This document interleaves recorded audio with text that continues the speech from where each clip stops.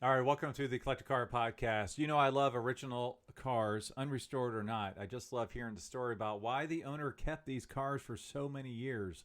So we're going to hear the story of someone who lost a 67 Pontiac GTO, didn't lose it, sold it about a year and a half after purchase, and then ended up buying it back decades later. So we'll hear that here in a second. But before then, let's talk about what's coming up. I will be at Monterey, and I will be judging Ferraris at Concorso Italiano.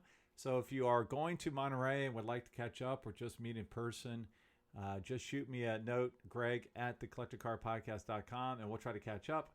Just realize, as you know, it is crazy, insane busy out there at Monterey for those few days. So looking forward to that. After that, I don't know where I'm going yet, but keep tuned.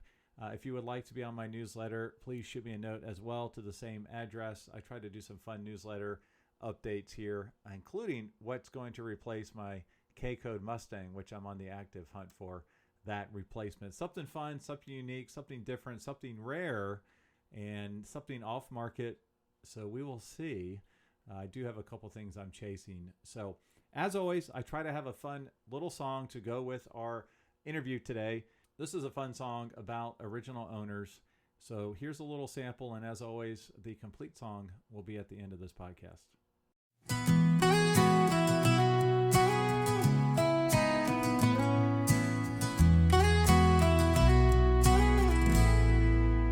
He bought her new in the summer of '67, with gold paint gleaming like a glimpse of heaven.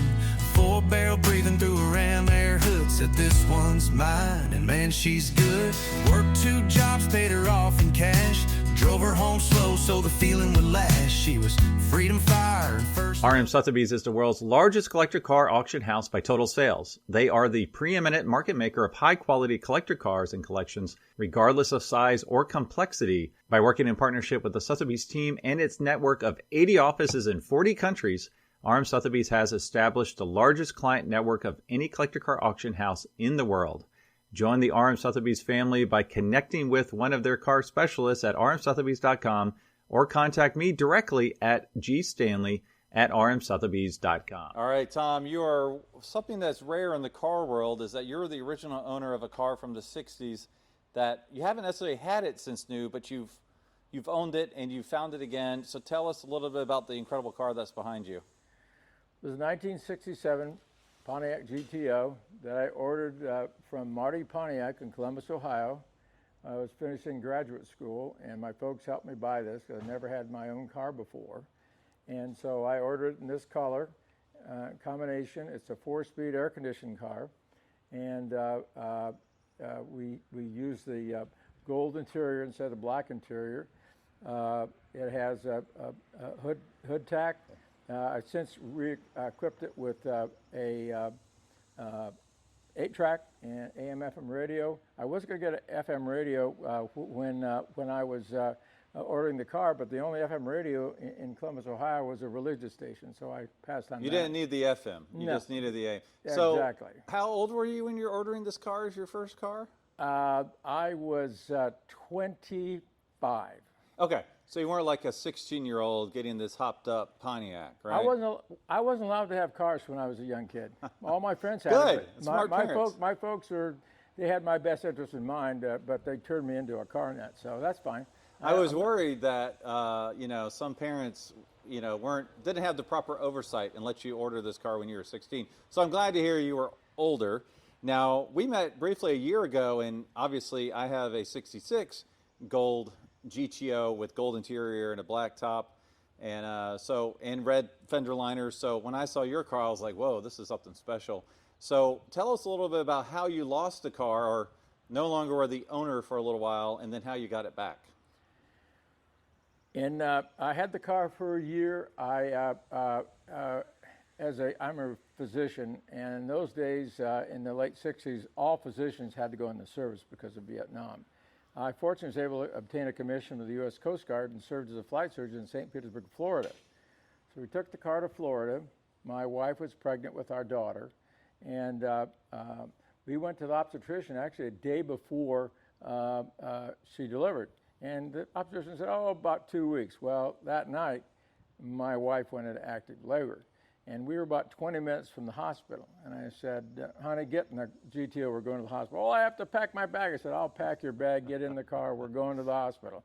Hospital is 20 minutes away. We were there in less than 10 minutes because of the GTO. There we go. I like that. And so from the first contraction until delivery is about 45 minutes. Wow. And everything's just fine. Actually, I have 2 other children, both guys, but my gearhead child is my daughter. Now, we name all of our cars. And so we named this car after my daughter, Beth. Okay, I called mine Goldie, so you're much more inventive than I am with my car. So my wife and I decided this wasn't exactly a family car. You know, Wait. Did you decide that together, or did you get told this was not a family car? It was a joint decision. Okay, all right. And who knew how these cars would become so valuable? This Sure. a car. So, all right. So some guy bugged me to buy it, paid me almost as much as what I paid for when I bought the car in Florida. So I sold it to him and bought a sedan, and I went off to California to take some postgraduate work. And I figured, well, I'll never see this car again. Right. And so I figured. What year did you sell it? I sold it in 1960, late 68. Or Oh, early, wow. Actually, take that back, early 69. Okay, so you really didn't have it that long. No, I didn't. And so, anyhow, so I went off to California, figured the car would be race and wreck. It's just a car. Well, as we know, these cars all became valuable. And so about 30-some years ago, out of the blue, I get a call from a guy. Asked me my name and if I bought a gold and with a Pontiac with a black vinyl top from Marty Pontiac in Columbus, Ohio. And I said, yes. He said, well, I have your car. Wow. Well, he was interested to know if I had any original paperwork for it. He found my name in the warranty booklet. He traced the ownership on this car for, in Florida, you could do it that time, not anymore. And he found at least 8 other owners of this car.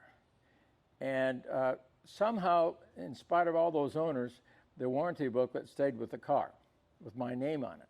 And that's how he located me. So, you know, he went and said, do you have any original paperwork? I said, I doubt it. Well, somehow I did. I'm not much of a hoarder, but I did hang on to that. So I sent it to him, and he thought he died and gone to heaven. He said, what do I owe you for that? I said, nothing. I said, it belongs with the car. Well, we became fast friends. He had it for a while in original condition, but he said it just needed help. So he completely went through it and restored it. And I saw the car, I drove the car, we became friends. And I always told him I was interested in buying the car. Well, it turned out that, in fact, he got into a financial bind. And about 3 years ago, he calls me up and asked me if I could think that this GTO might fit amongst my Fords. I tend to be a Ford guy. And I said, we'll work it out.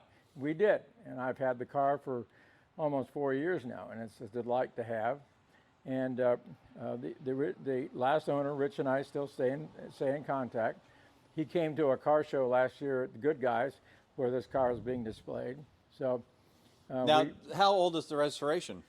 The restoration is probably 8 or 10 years old as it is. Yeah, it looks in fantastic shape. Yeah, he did a great job.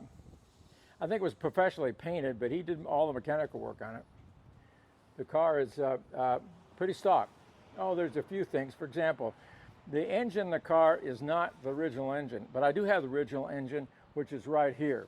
That's the original 400 block out of this car. The numbers match the car. He put a 428 in it instead because he wanted to kind of run the car and didn't want to blow up the original engine. But that's the original engine.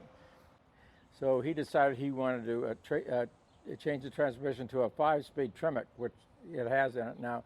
It makes the car so much more drivable. I wish I had a 5-seat in mine. Yeah, you just want that fifth gear. It's really nice to have that 5th gear option. Yep. All right, Tom, tell us a little bit about the documentation we have here. Well, I'm proud of the fact that I have the car back. It's over 50 years before I got it back. And it basically found me because the warranty booklet with my name on it stayed with the car, and that's how the previous owner found me. He was interested in original paperwork because there wasn't any way to document the cars. There are now ways to do that, but not in those days. And so He asked me how the original paperwork, and I said I didn't think so, but in fact I did. And you can see this is the order sheet, that's the payoff sheet, that's the window sticker.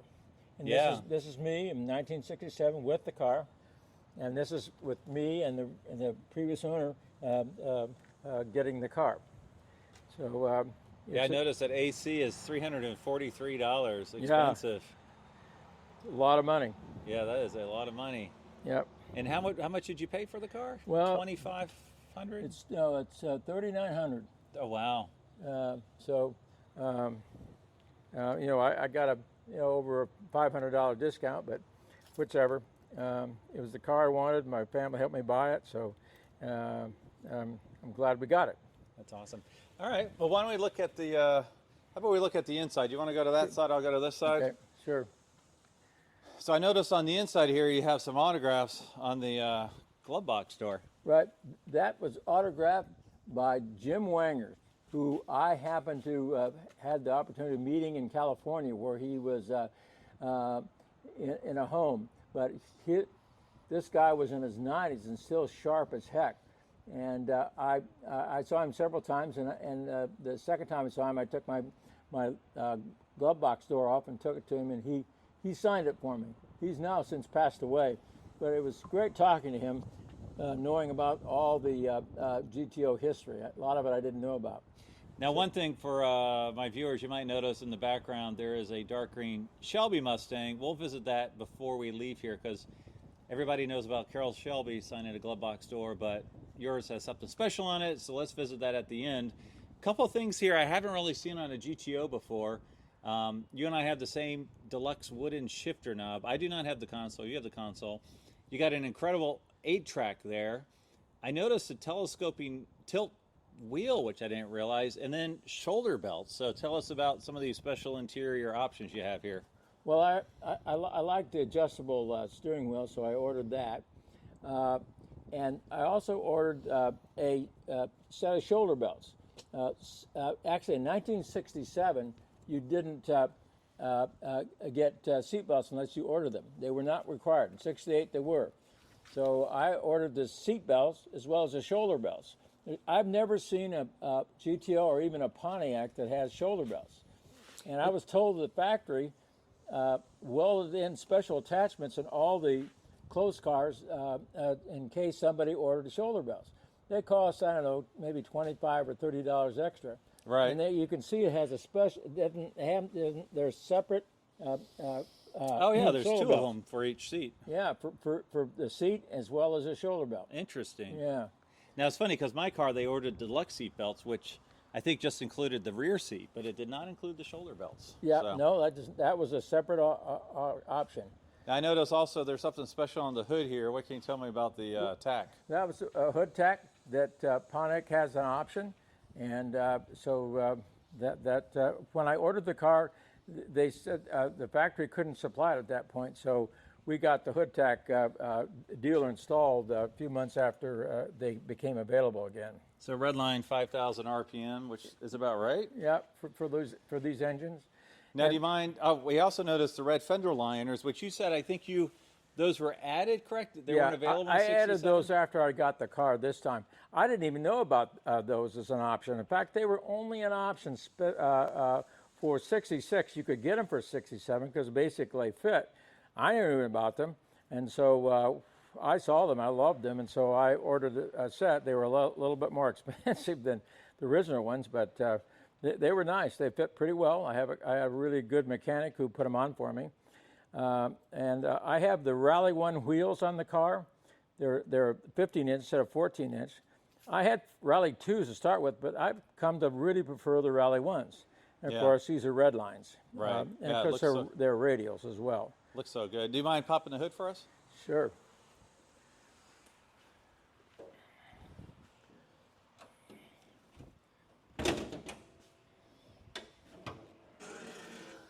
All right, so 67, that's when they went to the 4-barrel and the 400 cubic inch, is that right? Yes.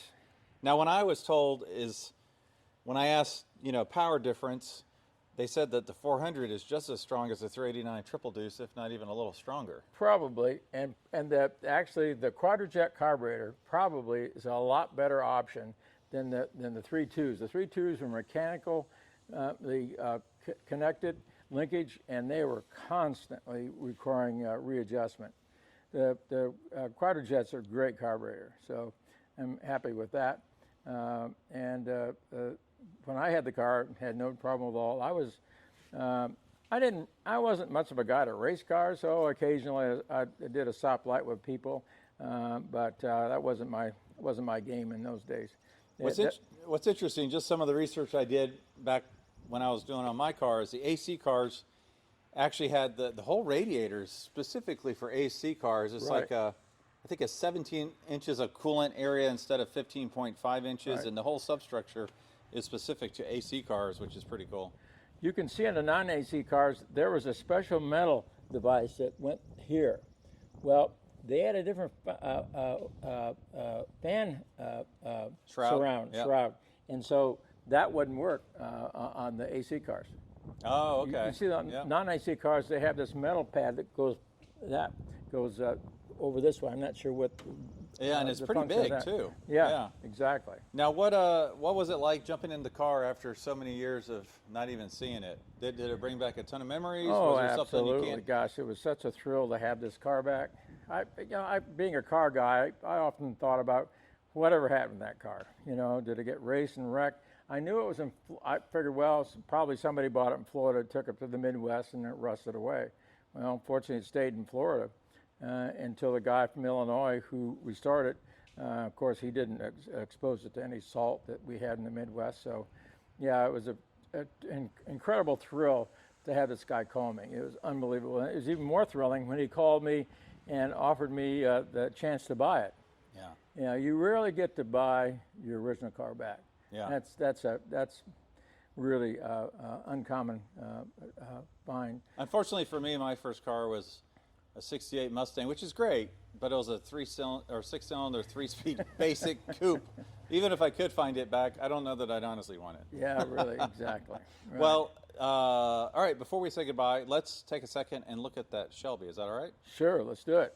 Okay, I said we would only talk about this wonderful Shelby, but I do have to call out the fact that Tom said that Corvette behind him is his wife's car. So is she a Chevy fan, Corvette fan? Yes, very much so, especially 62s. Okay. That's why we bought that car. It was a pretty nice car mechanically. Cosmetically, it wasn't. So we basically did all the cosmetics on it. And beautiful car. Yeah, and it's a numbers matching car. It's a 4-speed car. And it's a red on red color. We replaced the top, and we have a hard top for it, which is right here. Right. Okay. Right. That's very cool. All right. So we got to look at the 66 here. So it seems like this Ivy green is a fairly rare color. It is 10%. 10% Ivory green cars, and I mentioned that something special. So tell us about the glove box store. I think everybody's seen Carroll Shelby name on it, but you have a lot more. Well, the first thing I ever did with this car when I got it was to take the glove box door off and refinish it. And the first Shelby meet that I ever went to was in California, where I used to live and where this car came from, was at Sears Point. I don't know what the name of the track is now, but it's in Marin County, not far from where I lived. And so in those days, you could take things in there for Carroll to sign, and Carroll not only signed this, but all his race car guys did. Bob Bondurant's in there, and Sears, and a bunch of other guys who raced for Carroll. And so I took it there. We stood in line. I have a picture of him signing it, as well as his race car guys. They didn't charge us. Wow, that is very unlike Carroll. Well, yeah, he caught on to that pretty quick. Yeah. And I had some pictures. I got to know Carroll indirectly at events. I knew a doctor that took care of him. And so Carroll would see me. He said, I know you're an eye doctor, but I forget your name. I know you got a Shelby. So anyways, and so I got some pictures with him next to me, and I sent it off. And to have him sign it with, I think, a $50 check, I never got anything back except the canceled check. Well, I knew I was going to do it at a Shelby meet, and he was going to be there, so I got another picture.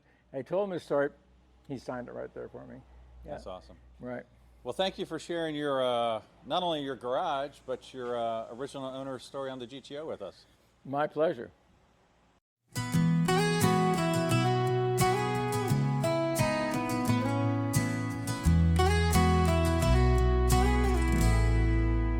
He bought her new in the summer of '67, with gold paint gleaming like a glimpse of heaven. 4-barrel breathing through a ram air hood, said this one's mine, and man, she's good. Worked 2 jobs, paid her off in cash, drove her home slow so the feeling would last. She was freedom fire and first love's glow, but life gets heavy and sometimes you let go. He sold her fast in just under 2 years, said goodbye through a cloud of tears. A baby on the way, bills to pay, told himself I'll find her again someday. Someday turned into decades long, with only memories and that GTO song. He searched old ads and followed trails like chasing wind through rusted rails. He's the original owner, heart still tied to that golden gold he swore had died. But still remembers and fate keeps score. What's meant to be comes round once more. From back road dreams and auction notes, he found his long lost golden gold.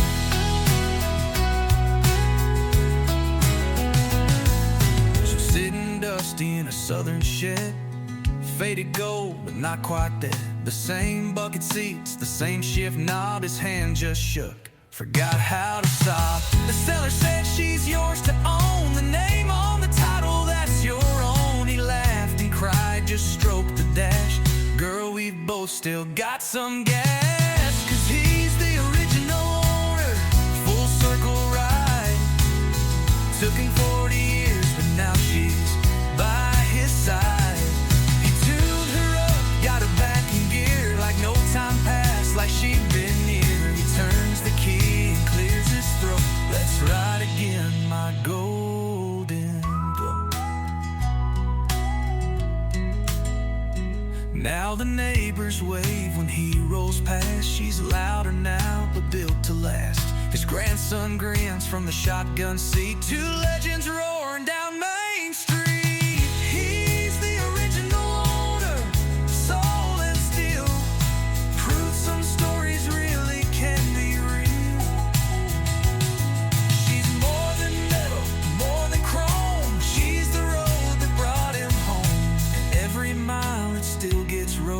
The man who found his golden gold.